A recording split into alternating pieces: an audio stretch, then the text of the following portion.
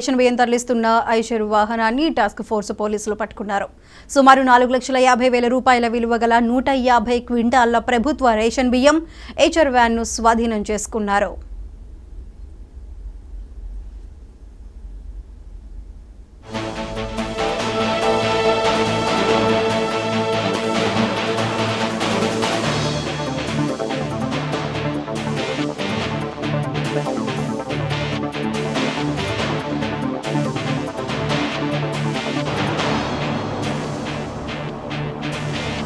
రంగారెడ్డి జిల్లా Narsingi police station పరిధిలో army school వద్ద కియా కారులో ఒక్కసారిగా మంటలు చెలరేగాయి.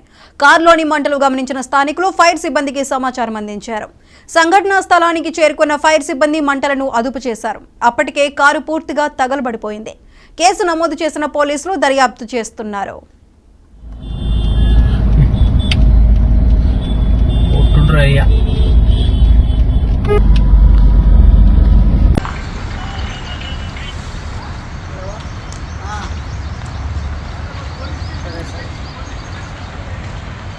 వచ్చినాలే కలిసిపోదామని వచ్చిన.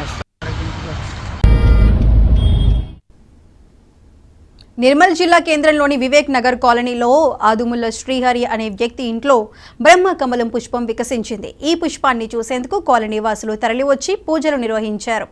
అనంతరం బ్రహ్మ కమలంలో సెల్ఫీలు దిగి సంతోషపడుతున్నారు. ఈ అరుదైన పుష్పాన్ని ఎప్పుడూ చూడలేదని, పేపర్లలో చదవటం, టీవీలలో చూడటం తప్ప ఇంతవరకు స్వయంగా చూసింది లేదని కాలనీ వాసులు హర్షం వ్యక్తం చేశారు. నమస్తే అండి, నా పేరు రజిత.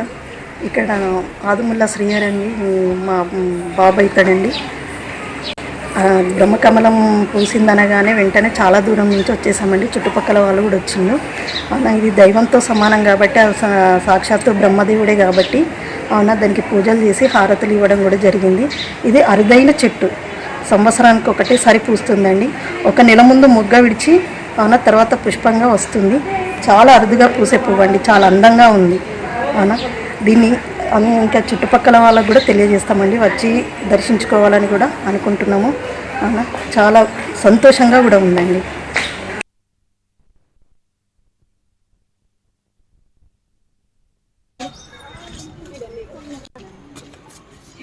ఇంకా కొంచెం పైకి గట్లా